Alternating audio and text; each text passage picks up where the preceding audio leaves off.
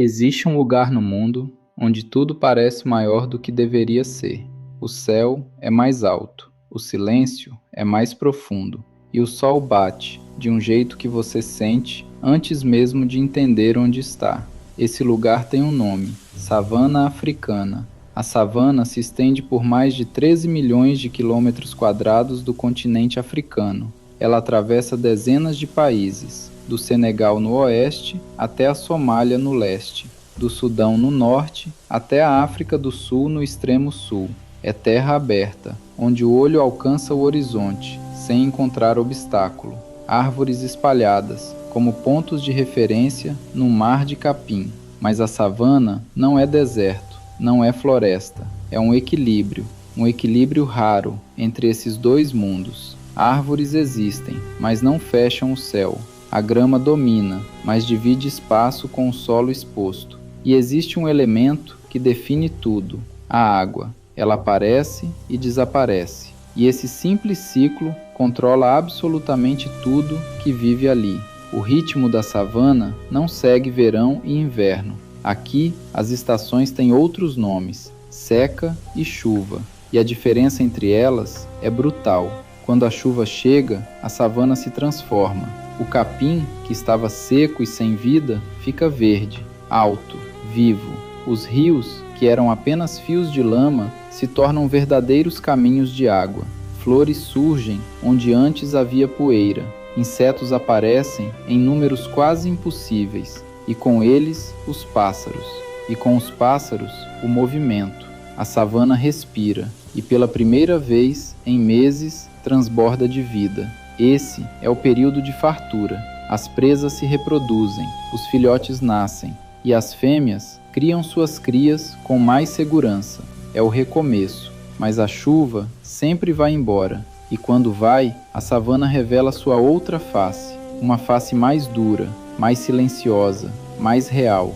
O capim amarela, os rios desaparecem, e a água se torna escassa, a terra endurece, e os animais já não podem mais se espalhar. Eles precisam se reunir, se concentrar em torno dos poucos pontos de água que restam. E é nesse momento que tudo muda. Elefantes chegam primeiro, lentos, pesados, imponentes. Logo depois, búfalos, em manadas enormes, levantando poeira, que pode ser vista a quilômetros. Zebras e gnus disputam cada espaço. Girafas se abaixam com dificuldade, abrindo as patas para alcançar a água. Mas ao redor disso tudo, existe algo que quase ninguém percebe: o silêncio. Um silêncio diferente, porque nos arbustos, nas sombras, nos lugares onde o olho não alcança, os predadores estão ali, observando, esperando. Porque na seca, a savana não concentra apenas a vida, ela concentra a morte também. O que parece simples à primeira vista é, na verdade, um sistema extremamente complexo. Cada árvore tem uma função, cada vento carrega informação, cada trilha no chão conta uma história. Quem passou, quando passou e por quê. A savana é um sistema vivo, interligado, onde tudo depende de tudo. A morte de um predador pode mudar o comportamento de centenas de animais. Uma queimada pode preparar o solo para a próxima geração.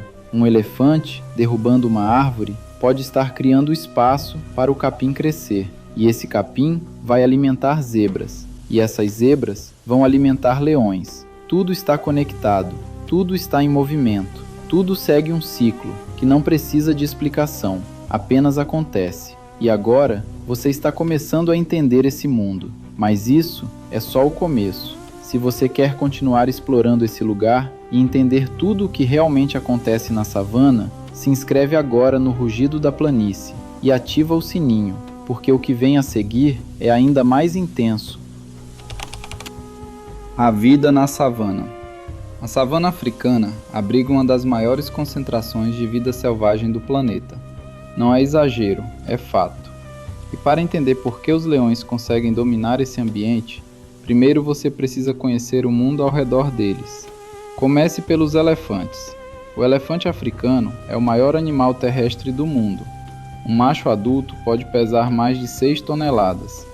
Eles vivem em grupos liderados por fêmeas mais velhas, que que carregam décadas de memória sobre onde encontrar água, quais rotas seguir na seca e quais lugares evitar.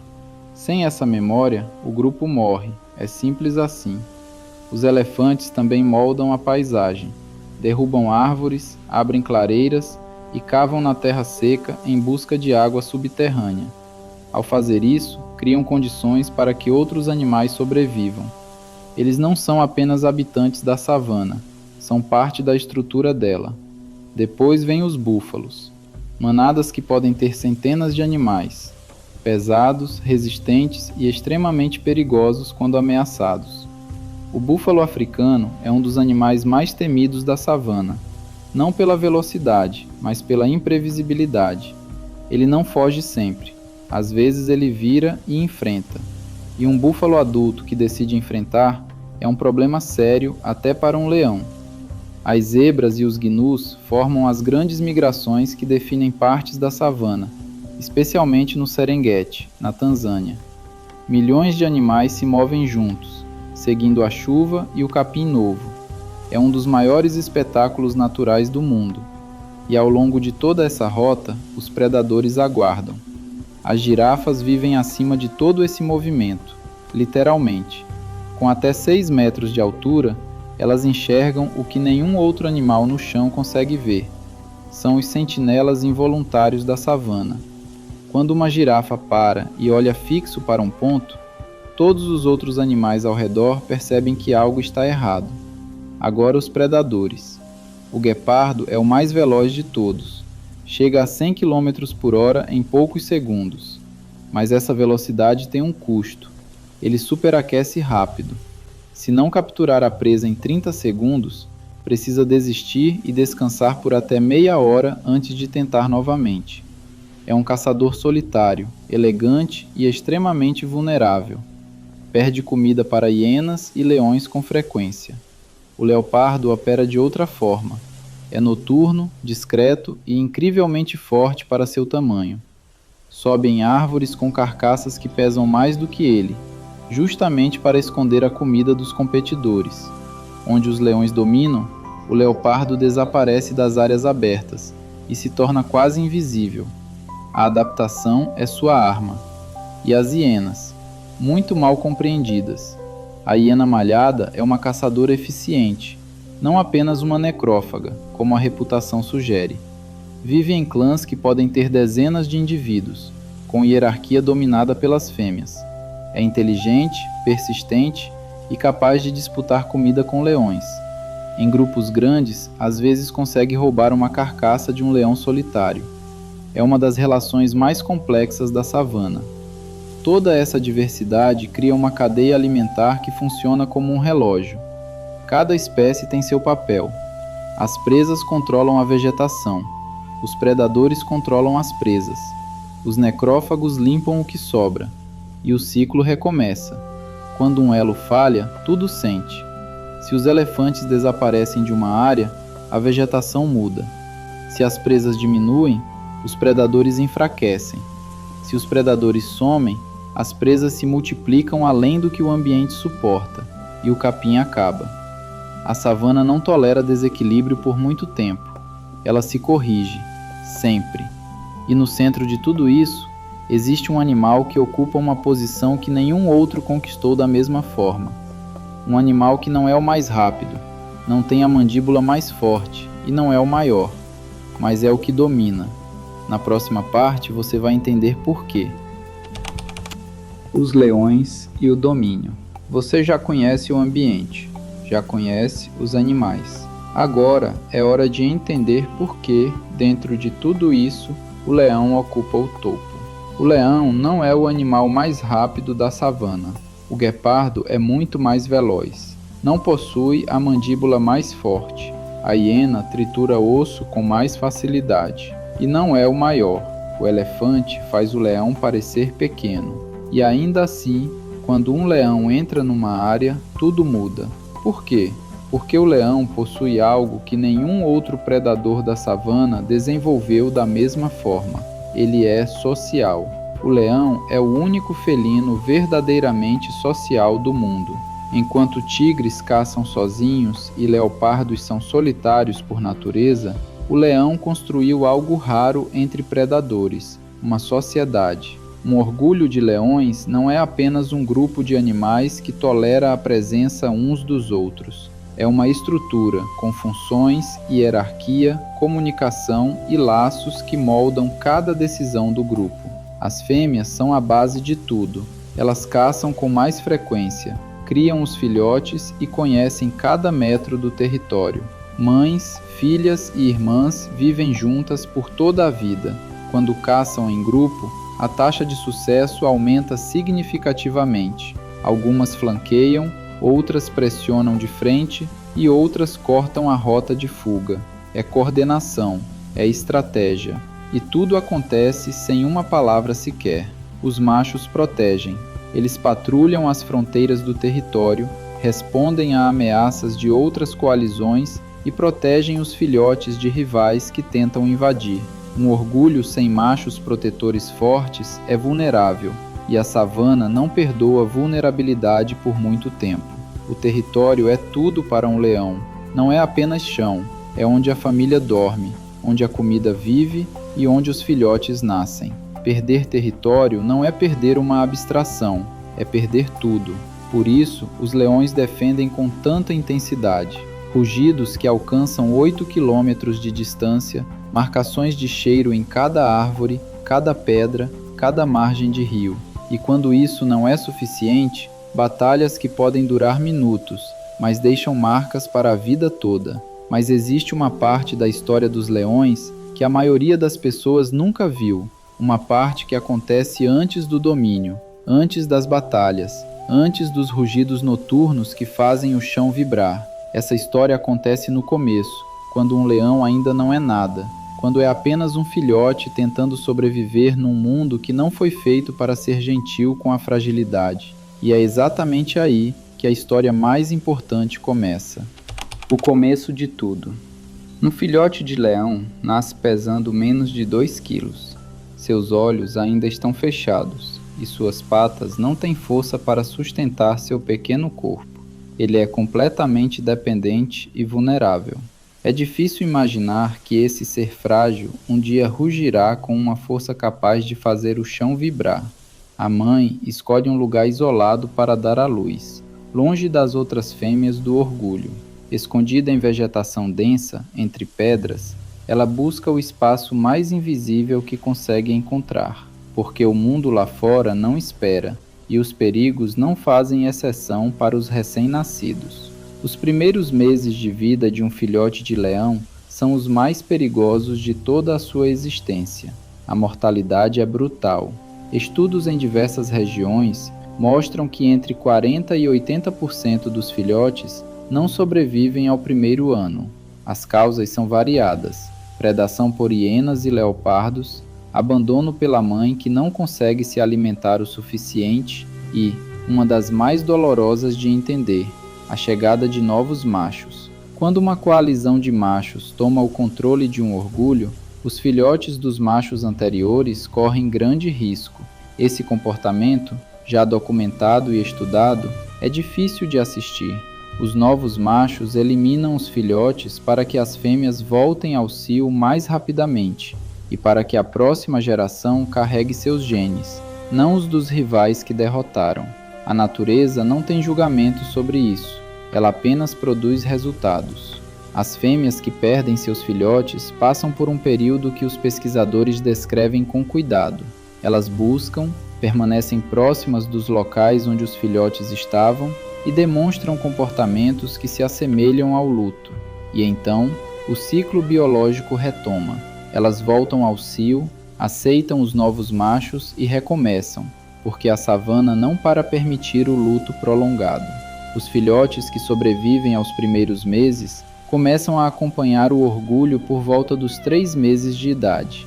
E é aqui que algo extraordinário começa a acontecer: as brincadeiras. As perseguições entre irmãos, as emboscadas simuladas em cima de tudo que se movimenta e os pulos desajeitados que terminam em quedas e em lambidas da mãe, que vem verificar o que ocorreu. Parece apenas diversão, mas não é. Cada pulo sobre um irmão que dorme é uma prática de emboscada. Cada perseguição a um inseto é um treino de velocidade e direção.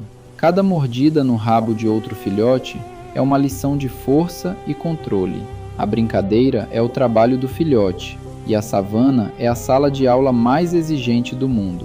Com o tempo, os filhotes começam a observar as caçadas das fêmeas adultas. No início, permanecem à distância, aprendendo com os olhos antes de aprenderem com o corpo. Internalizam padrões, entendem o vento, a direção e a distância. Aprendem o momento certo de parar e o momento certo de agir. São anos de aprendizado, anos de erros, anos em que a savana ensina com a paciência de quem sabe que apenas os melhores chegarão lá. E então, os machos jovens enfrentam um momento que muda tudo, o momento em que o orgulho os expulsa. Não é crueldade, é necessidade biológica. Os machos mais velhos não toleram competidores dentro do seu próprio grupo, e os jovens precisam partir, sem garantia de nada, sem território, sem proteção, apenas com o que aprenderam e os irmãos ao lado. Esse é o momento mais perigoso e, ao mesmo tempo, o momento onde tudo começa de verdade, porque é na estrada, nas noites sem comida e nos confrontos com o mundo que um leão se torna o que nasceu para ser, ou não se torna nada. A estrada sem nome. Não existe mapa para o que vem depois da expulsão. Não há rota marcada, destino certo ou garantia de chegada. Um jovem macho de leão, recém-expulso do único lar que conheceu, possui apenas duas coisas: os irmãos ao lado e a savana inteira pela frente. Esse período é conhecido cientificamente como a fase nômade. No entanto, para aqueles que acompanham esses animais de perto, é chamada de fase da fome. É tempo de incerteza e de aprendizagem forçada, sem sala de aula nem professor, apenas consequências. Os jovens machos movem-se pelas bordas, evitando o centro dos territórios estabelecidos.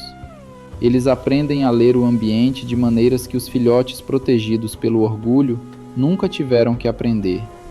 Cada rugido distante traz informação, cada marcação de cheiro em uma árvore é um aviso, e cada silêncio repentino dos pássaros é sinal de que algo se move nas proximidades. Eles caçam quando podem, roubam quando não conseguem, e comem o que encontram. Em algumas noites não comem nada, mas ainda assim continuam em frente, porque parar não é uma opção. Ficar parado em um território alheio é convocar o confronto.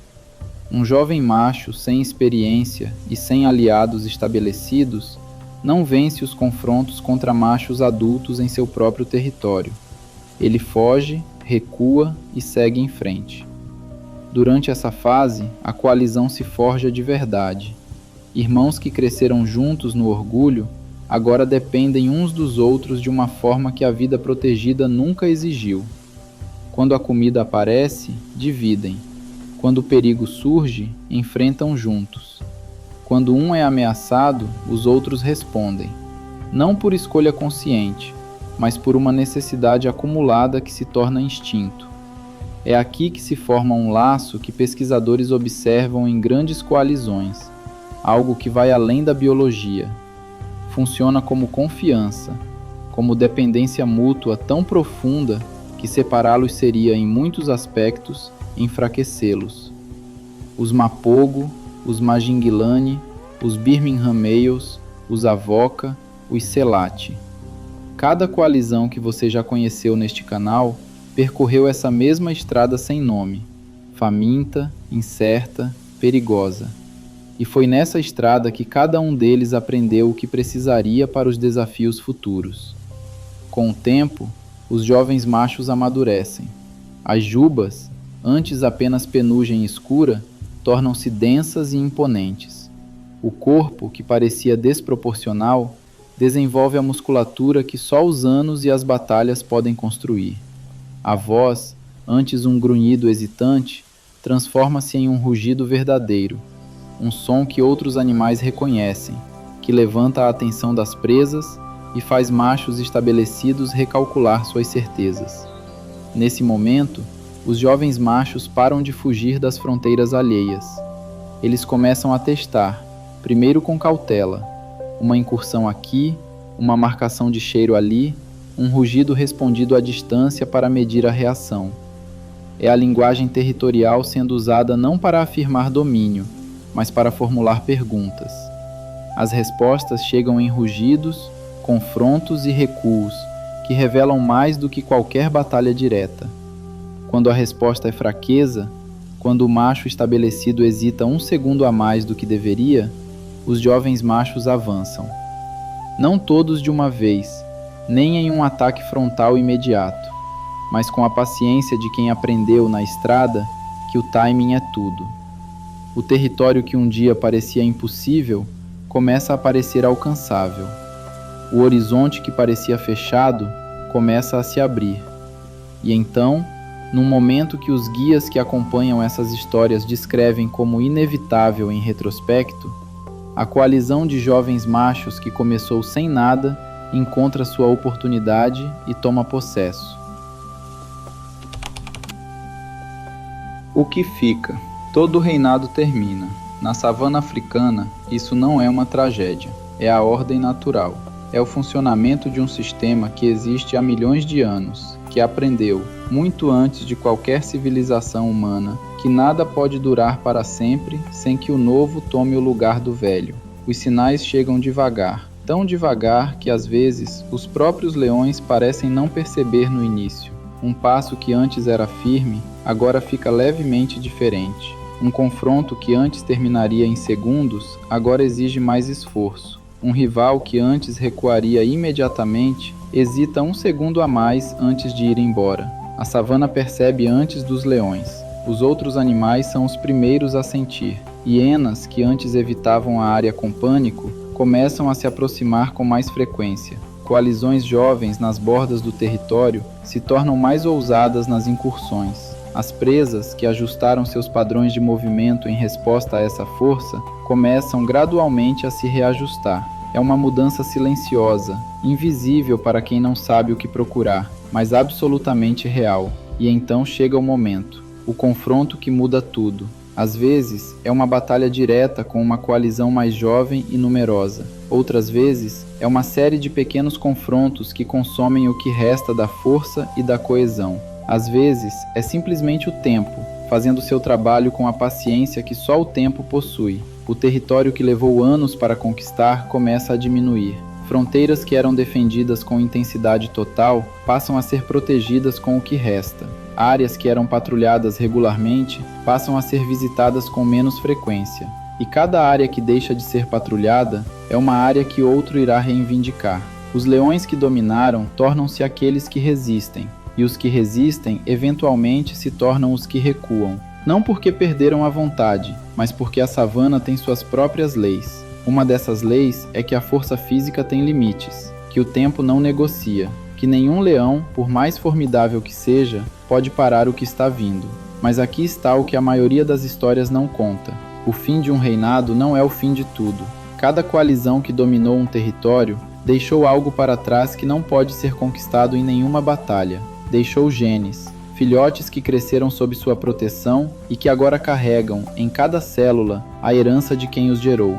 Filhas que se tornaram fêmeas adultas em orgulhos que seus pais protegeram. Filhos que um dia percorrerão a mesma estrada sem nome e que, sem saber, carregarão a força de quem veio antes. A savana não guarda nomes, ela guarda DNA. E o DNA dos que dominaram continua nessas terras muito depois que os nomes são esquecidos. Os Mapogo partiram, mas seus descendentes ainda vivem no Sabi Sands. Os Majinguilani se foram, mas seus genes circulam em leões que hoje patrulham territórios que eles nunca viram. Os Birmingham Males envelheceram e cederam espaço, mas 30 descendentes identificados carregam sua linhagem adiante. É o ciclo: nascimento, vulnerabilidade, aprendizado, a estrada sem nome, a primeira conquista, o domínio, a resistência, a queda e então, de alguma forma, em algum filhote que está neste momento dando seus primeiros passos em algum canto da savana africana, o recomeço, sempre o recomeço. Esse é o mundo onde os leões vivem, um mundo que não pede permissão, que não faz concessões e que não para guardar luto por ninguém, mas que produz, geração após geração, histórias que fazem a gente parar, respirar fundo e lembrar que existe algo muito maior do que nós mesmos acontecendo nessa terra antiga. E enquanto a savana continuar, essas histórias vão continuar também. Se você chegou até aqui, obrigado por ter ficado, por ter dado tempo para essa história. Inscreva-se no Rugido da Planície e ative o sininho, porque toda semana tem uma nova história esperando. E a savana, pode acreditar, nunca ficará sem o que contar. Use essa versão para criar sua narração, ajustando o tom e a velocidade conforme necessário para capturar a essência de um documentário envolvente.